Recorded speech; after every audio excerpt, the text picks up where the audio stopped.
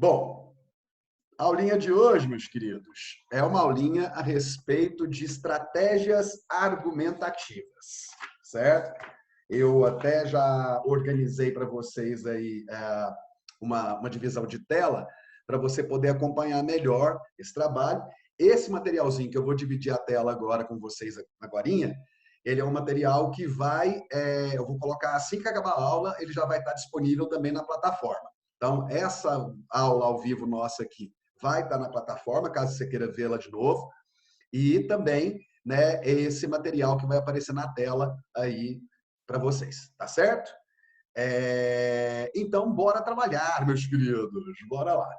Gente, uma das grandes dificuldades que existem, na verdade, né, para vocês, na hora da redação, é saber se o seu texto está argumentativo. A gente tem falado muito sobre isso, né? Eu tenho falado muito para vocês sobre operadores argumentativos, sobre como isso precisa estar ali de forma bastante explícita no seu texto, para que o seu texto tenha a progressão das ideias e para que ele tenha, né, aquela característica não só expositiva, mas de quê? De defesa de ponto de vista, de argumentação, de justificativa, de embasamento, que faz, né, tudo isso faz a característica do texto dissertativo argumentativo modelo Enem.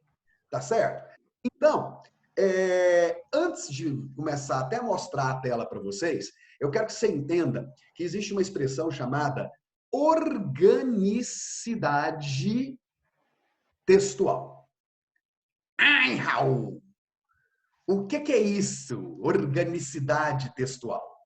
Gente, essa palavra bonita, sofisticada, na verdade significa basicamente o seguinte: organicidade textual é o raciocínio lógico concatenado do texto.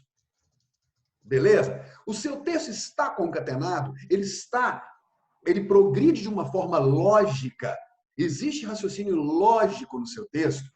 Existe, né? Isso tem muito a ver com o que a gente vai falar sempre a respeito do projeto de texto, né? Você entender para onde o seu texto vai, certo? O que você vai defender? Que argumentos você vai utilizar? Que ponto de vista você quer defender? E a que conclusão você vai chegar? Então, a organicidade textual, ela é basicamente o quê? O raciocínio lógico. E como esse raciocínio lógico aparece dentro da sua redação? Quais são os elementos, né, que vão produzir essa organicidade? A gente volta a falar aqui de o quê? Operadores argumentativos. Eu vou aqui dividir a tela agora para a gente começar a olhar isso de uma forma mais exemplificativa. Olha só. Pessoal que chegou agora, por favor, colocar o microfone no mudo. É só ir aí lá no cantinho aí esquerdo, abaixo, e colocar mudo. Bom, vamos lá. Olha só. Então, essa é uma aula sobre estratégias argumentativas, certo? E aí você tem a organicidade textual, que seria, então, o quê? A sequência lógica das ideias na redação. Você tem o parágrafo, que é uma unidade de pensamento, né?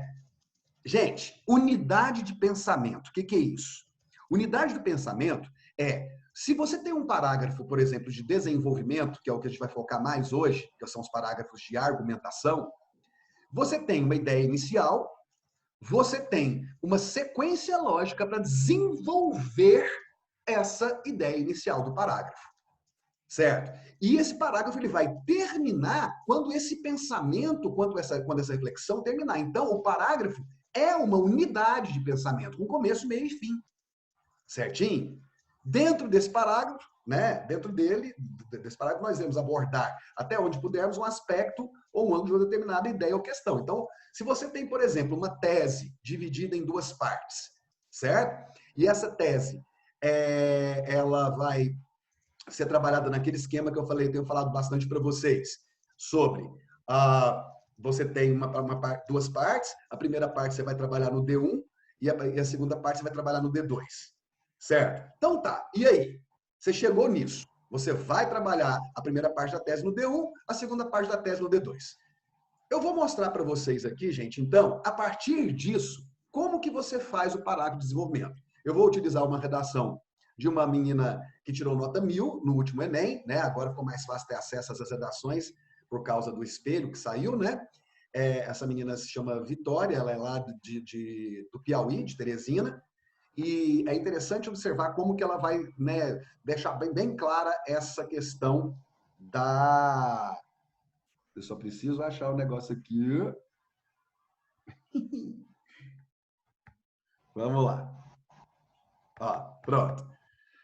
Gente, essa organicidade textual, ela vai ser feita a partir disso aqui, ó. Afirmação, você afirma uma coisa, depois você exemplifica, você faz uma relação e você faz a conclusão ou reflexão. Raul, peraí, como é que é? Organicidade textual. Afirmação, é o tópico frasal. A exemplificação ou citação ou embasamento teórico, que você vai utilizar como repertório sociocultural argumentativo. A relação que aquilo tem com o tema, né? E a conclusão, reflexão que você chega a partir dessa relação que você fez. Nós vamos observar aqui, nós não vamos ler a redação toda, porque senão não dá tempo de a gente fazer tudo que precisa. Mas olha só, essa redação aqui, a gente precisa ler a introdução para a gente ver, para a gente destacar, né? Você vai destacando aí qual é a tese dessa redação, tá certo? Olha só. Em sua obra Cidadão de Papel, lembrando que esse foi o tema de 2019, o tema a respeito da questão da democratização do acesso ao cinema. Em sua obra Cidadão de Papel, o célebre escritor Gilberto de Menstein disserta acerca da inefetividade dos direitos constitucionais, sobretudo no que se refere à desigualdade de acesso aos benefícios normativos. Diante disso, a conjuntura dessa análise configura-se no Brasil atual, haja vista que o acesso ao cinema no país ainda não é democrático. Essa realidade se deve, essencialmente, à falta de subsídios para a infraestrutura nas regiões periféricas e à urbanização desordenada das urbes. Você percebe a utilização de um repertório sociocultural de introdução, a relação desse repertório sociocultural com o tema, a problematização quando se afirma que esse acesso não é democrático e a tese dividida em duas partes, que vai dizer que são duas causas para que essa realidade não seja de democracia. Primeira parte, a falta de subsídios para a infraestrutura nas regiões periféricas. Segunda parte, a urbanização desordenada das urbes, né? Urbes, cidades. Então, meninos, são essas as duas partes da tese que deverão conduzir o projeto de texto no desenvolvimento, certo? Primeira parte, falta de subsídios para a infraestrutura nas redes periféricas. Isso tudo relacionado, obviamente, ao tema. Então, vamos lá. O que eu fiz aqui? Ai, meu Deus. Tá. Sob esse viés, é importante ressaltar que a logística de instalação de salas de cinema nas cidades pequenas é precária. Nesse sentido, segundo o contrato social, não falou de infraestrutura, olha só, logística de instalação, certo? Então, aqui você tem um parágrafo que está relacionado com a primeira parte da tese.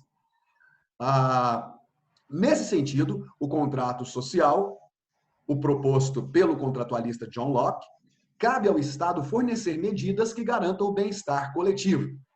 Contudo, a infraestrutura das cidades pequenas e médias é, muitas vezes, pouco dotada de incentivos para a construção de salas de exibição de filmes, como centros de lazer, dotados de praças de alimentação, por exemplo. Com isso, uma parcela expressiva da população é excluída dessa atividade cultural, o que, além de evidenciar o contexto discutido por Gilberto de Menstein, vai de encontro ao contrato social. Vai de encontro, vai contra, né? Desse modo, políticas públicas eficazes tornariam possível maior acesso ao direito de cultura, garantido pela Magna Carta de 1978, por meio do cinema, né? Tá falando aí de um direito constitucional, né? O acesso à cultura. Magna Carta é, obviamente, a Constituição. Primeira parte da tese, beleza. Segunda parte da tese fala da urbanização desordenada das cidades. Então, olha só. Além disso, o crescimento urbano desordenado gerou a concentração de cinemas em determinadas áreas da cidade, o que excluiu principalmente os locais pouco evidenciados pelo mercado imobiliário. Nessa linha de raciocínio, o geógrafo Milton Santos atribuiu ao inchaço urbano desenfreado o surgimento de processos como a gentrificação, a qual expulsa a parcela de indivíduos de baixa renda da sua moradia. Devido a isso, a distribuição de salas de cinema ocorreu de maneira desigual, privilegiando áreas nobres. Por conseguinte, as favelas, localidades sem aparatos sociais, possuem pouco ou nenhum acesso à arte cinematográfica, o que evidencia um exército de cidadãos de papel, novamente resgatando o repertório sociocultural colocado na introdução, sobre o livro Cidadãos de Papel, do Gilberto de Menstein. Assim, o cinema pode ampliar o seu alcance mediante a ação de setores sociais que forneçam infraestrutura de filmes. Então tá, meninos, nós não vamos mexer com a conclusão agora, porque não é esse o nosso foco. Mas depois você vai poder ler a conclusão, porque eu vou mandar esse material para a plataforma assim que acabar essa aula. Vamos ver aqui o que aconteceu, meninos. Então tá, já vimos aqui, né, a tese. Essa realidade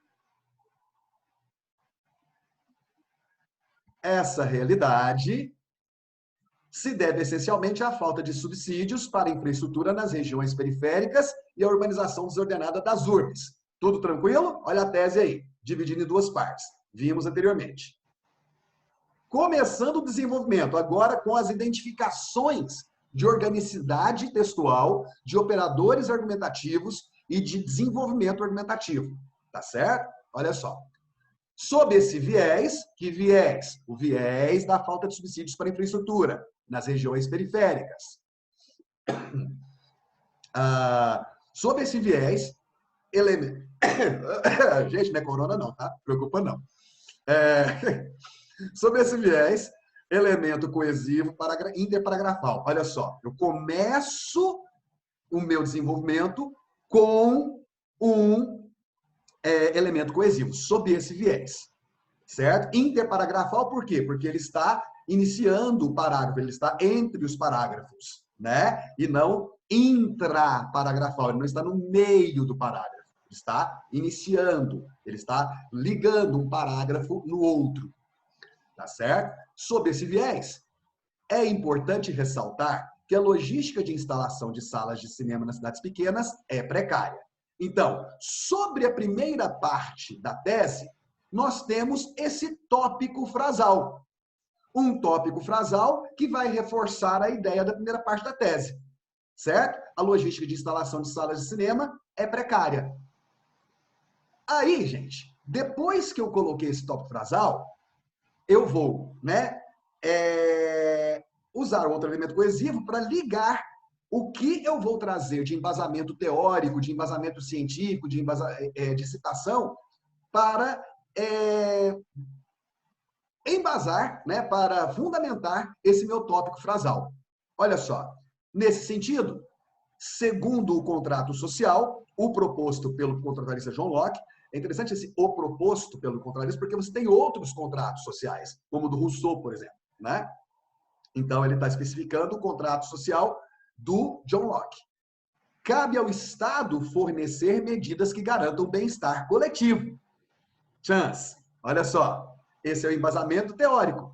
Repertório sociocultural, citando, né, o contratualista John Locke e seu contrato social, para mostrar como essa ideia vai ajudar você na hora de defender esse ponto de vista que foi colocado no tópico frasal. Olha só, então, o contrato social de John Locke fala que o Estado deve garantir medidas de bem-estar, né? Só que o tópico frasal disse que a logística de instalação de salas de cinema é precária. Ou seja, existe uma contradição, não existe? Entre o que é garantido e aquilo que existe de verdade. Então, olha o que vem, gente, na organicidade do texto, na sequência lógica da ideia. Contudo, você não tem aqui uma contradição entre o que se espera que aconteça e o que acontece? Então, olha o operador argumentativo criando essa essa relação adversativa?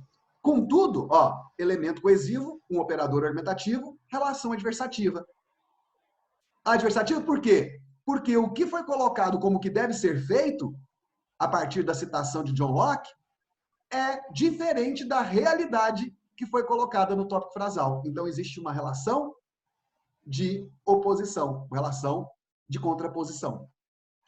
Contudo, a infraestrutura das cidades pequenas e médias é muitas vezes pouco dotada de incentivos para a construção de salas de exibição de filmes, como centros de lazer, dotados de praças de alimentação, por exemplo. Então, olha só, a relação com o tema, a partir do quê? A partir da ideia de que essas garantias que estão propostas pelo contrato social de John Locke não acontecem dentro do tema. Que tema? A questão da democratização do acesso ao cinema. Então, agora eu fiz uma ponte entre a ideia inicial, o embasamento teórico e como que isso vai afetar dentro da relação com o tema.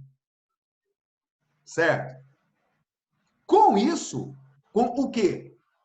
Com essa estrutura pouco dotada de incentivos para a construção de sala, de exibição de filmes, com isso, um elemento coesivo, operador normativo, uma relação de consequência.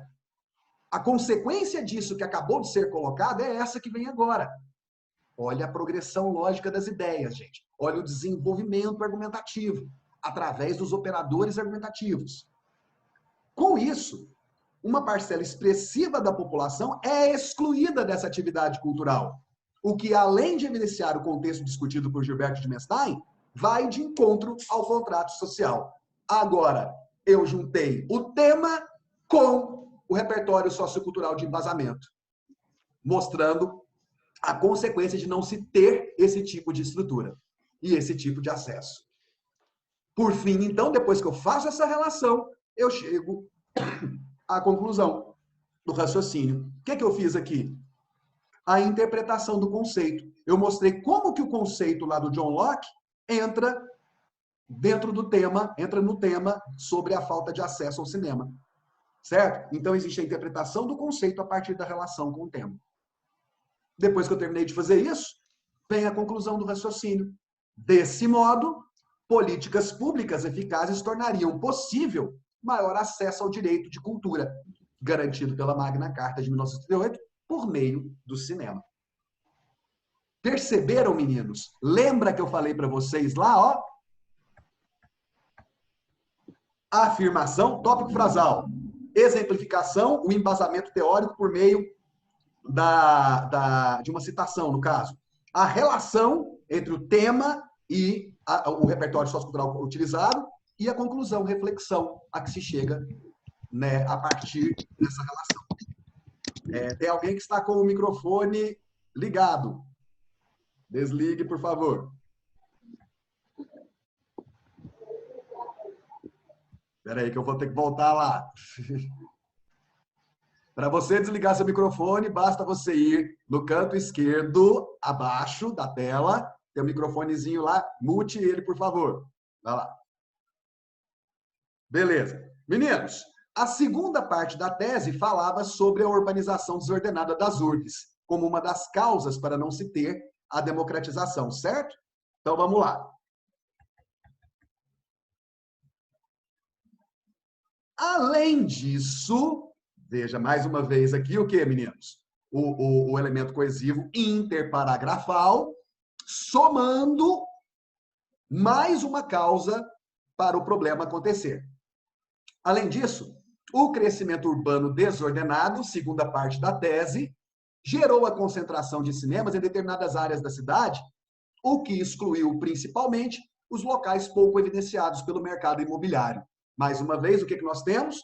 A afirmação que resume a ideia, o tópico frasal, relacionado, nesse caso, à segunda parte da tese, que falava do crescimento desordenado das urbes. Né? Nessa linha de raciocínio,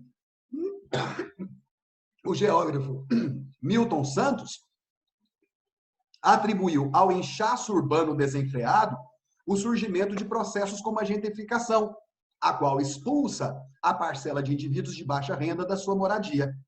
Mais uma vez, o que você tem aqui, meninos? Utilização do embasamento teórico, citando Milton Santos e seu conceito de gentrificação. Né? Opa, embasamento? Opa, vamos lá aqui. Embasamento, é verdade. Vamos lá. Embasamento, citação. Agora, então, por conta dessa gentrificação, aí vem, devido a isso, né? Olha o operador argumentativo. A distribuição de salas de cinema ocorreu de maneira desigual, privilegiando áreas nobres. Ó, gentrificação mais o tema relacionado à concentração de cinemas em determinadas áreas de cidade. Relação com o tema, interpretando o conceito de gentrificação dentro do tema. Yes! Agora me falta o quê? Colocar a consequência disso, né? Olha só. Por conseguinte, as favelas, localidades sem aparatos sociais, possuem pouco ou nenhum acesso à arte cinematográfica, o que evidencia um exército de cidadãos de papel. Olha de novo como o texto tem unidade, tem um raciocínio bacana. Né? O cidadão de papel sendo colocado de novo, retomando o repertório lá do início da redação da obra do Gilberto de Menstein, certo? Então, isso é o que, gente? A consequência desse processo de gentrificação dentro do tema de acesso democrático ao cinema. A consequência qual é? Essa aqui, ó. Possuem pouco ou nenhum acesso à arte cinematográfica, né, nas favelas. Depois que eu faço a consequência disso, né, dessa relação do conceito de gentrificação com o tema, e eu vejo essa conclusão, eu vejo essa consequência, me resta chegar à conclusão. Assim, o cinema pode ampliar o seu alcance mediante a ação de setores sociais que forneçam infraestrutura de filmes. Certo? Então, é como se eu finalizasse a minha análise com uma conclusão, uma reflexão sobre como isso pode ser modificado. Perceberam, meninos? Olha só que bacana. Você tem... Raul, é isso que é argumentar? É, gente, é isso que é argumentar. Argumentar é você criar uma sequência lógica na qual você articule as ideias de forma que você aproveite o máximo possível o que o seu repertório está trazendo, como que ele entra dentro da discussão do tema, que consequências existem, ou quais as causas disso, o impacto disso, e chega a uma conclusão, uma reflexão. Isso é o texto argumentativo. Isso é um parágrafo de desenvolvimento dentro de um texto dissertativo argumentativo. Beleza? Bom, eu vou então fechar essa tela de compartilhamento, lembrando que isso aqui vai estar daqui a pouco na Periquita. Na onde? Na plataforma, né? Para que você possa depois acessar da maneira como você quiser, tá bom? E voltamos para cá. Estão todos aqui, gente? Vocês estão bem? Né? E, vamos lá. Ninguém colocou nada no chat ainda, que coisa boa, porque eu falei para não colocar, né? É verdade. Então tá. Gente, entenderam? Então, aqui, Raul, tá, eu já entendi como é que funciona essa questão dos operadores argumentativos, como que eles ajudam na articulação das ideias, como que eles são importantes na construção do meu raciocínio. E agora você está me dizendo que eles são importantes, inclusive, para criar esse processo de argumentação. Exatamente. Por isso eles chamam operadores argumentativos. Tá certo? Isso significa, então, que a partir dessa sequência orgânica, afirmação, exemplificação, citação, né, relação, conclusão. Peraí, calma lá, Gustavo. Já eu vou abrir para as perguntas aí. Vamos lá. Certo? Aí você tem, né, essa relação, essa construção que vai tornar o seu texto argumentativo. Tá certo? Bom, eu vou abrir agora para o chat, vocês, né, mandarem qualquer coisa que vocês queiram aí para mim, né? eu ia mostrar para vocês o Roberto, meu cachorro, mas ele resolveu dormir. Ele está dormindo. Deixa eu ver se eu consigo mostrar ele aqui para vocês. Ele está lá dormindo. Repare que esse sofá está totalmente rasgado. Essa é uma caridade que ele fez para a minha existência, né? Sejam bem-vindos à minha casa, gente. É verdade. Vamos lá. Bom, gente. Então tá aberto aqui para perguntas no chat, certo? O Gabriel perguntou o seguinte, o Gustavo perguntou o seguinte: professor, eu posso usar os dados que estão nos textos motivadores, caso eu não saiba de nenhum? Gente, é sempre bom você treinar um repertório sociocultural seu. Você vai usar os textos motivadores? Vai. Principalmente no que se refere à construção do seu projeto de texto. Os textos motivadores, eles vão te falar ali,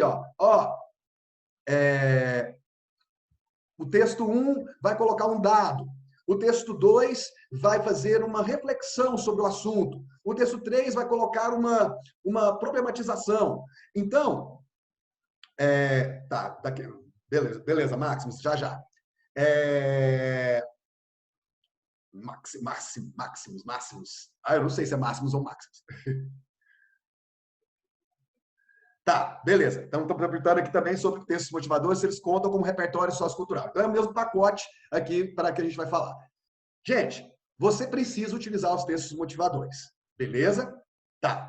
Você utilizar um texto, um repertório que está, um dado, por exemplo, que está, né, nos textos motivadores, no seu desenvolvimento, é possível você fazer isso? Sim. Se estiver de acordo com o raciocínio do seu texto, se tiver coerência com a sua tese, você pode. Vai demonstrar que você fez uma boa leitura dos textos motivadores e que você está utilizando, né, algumas das informações que lá estão dentro do seu texto.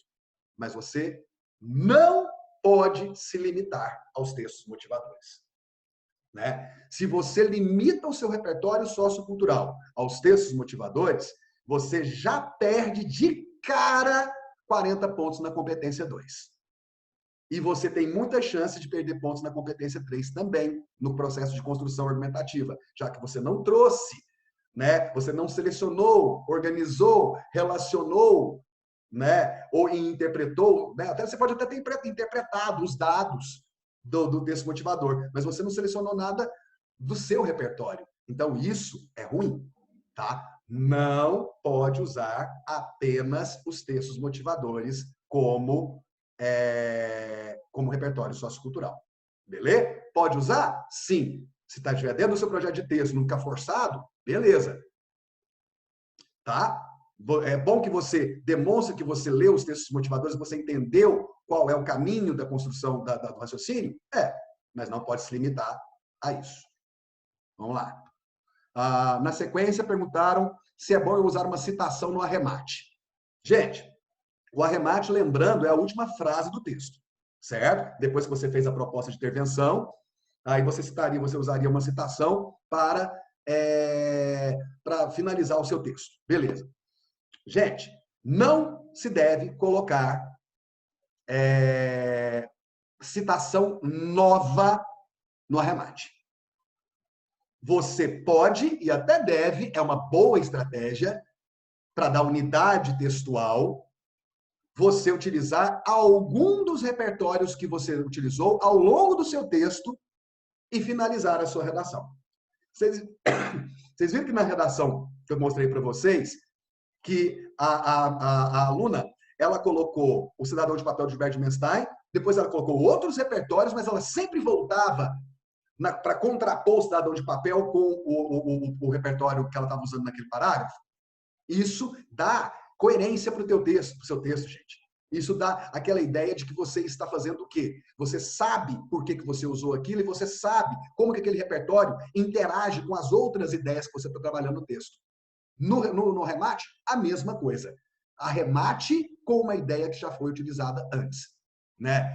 Tem um caso que é clássico, a menina que colocou na introdução, ela falou sobre 1984, de George Orwell, para falar da redação sobre o controle de dados na internet.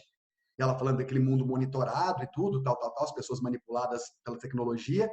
E aí ela discutiu tudo isso, e aí no final da redação, depois da proposta de intervenção, ela colocou: assim conseguiremos evitar que a realidade de George Orwell, né, a realidade literária de George Orwell, se torne cotidiano em nossas vidas, né, o cotidiano na sociedade. Isso é recuperar um repertório para colocar no arremate. Mas novo, citação nova no arremate, não.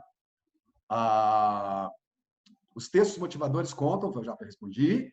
Caberia como repertório social, sociocultural, a definição de equidade? Todo conceito, toda definição, toda coisa que tem embasamento teórico, científico, é repertório sociocultural. Você começar a sua redação com o conceito de equidade, né, um conceito científico de equidade, é repertório sociocultural de introdução. Tá certo? Então, sim, conceitos e definições teóricas, científicas, funcionam, sim, como repertório sociocultural. Na conclusão, não se utiliza repertório sociocultural? O repertório sociocultural, ele serve para duas coisas. Ele serve para introduzir o tema e para argumentar. Na conclusão, o que você vai colocar, você sabe, é a ação, o agente, né, o meio e a finalidade. E detalhar isso, certo? O repertório sociocultural, ele vai entrar no arremate, depois que você já fez isso, certo? Para finalizar o seu raciocínio. Mas lembrando, um repertório que já tenha sido utilizado ao longo do texto. Professor, quando não sabemos de nenhuma citação, o que fazer? Gente, a questão é a seguinte. Primeiro, você precisa entender algo muito importante.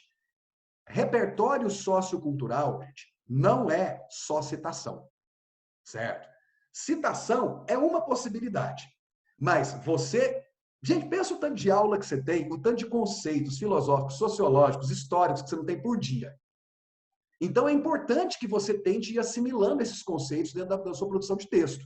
Por isso que é importante você treinar isso, né? Porque existem, obviamente, muitos temas, muitas citações que podem ser utilizadas para diversos temas, vários temas, certo? Então, se você tem uma citação que fala sobre, por exemplo, a questão da coerção social, como acontece como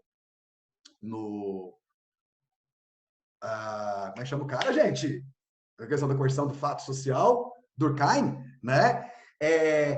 Gente, coerção social, você ser pressionado por um elemento externo à sua vontade para fazer as coisas dentro de uma sociedade, isso serve para centenas de temas, certo? Então é importante que você tenha alguns conceitos, algumas ideias, certo? Alguns conceitos e algumas ideias para que você se habitue, né, a utilizá-las dentro das suas produções textuais, para que você, né, tenha esse repertório quando você precisa. Agora, não é só citação que é repertório sociocultural.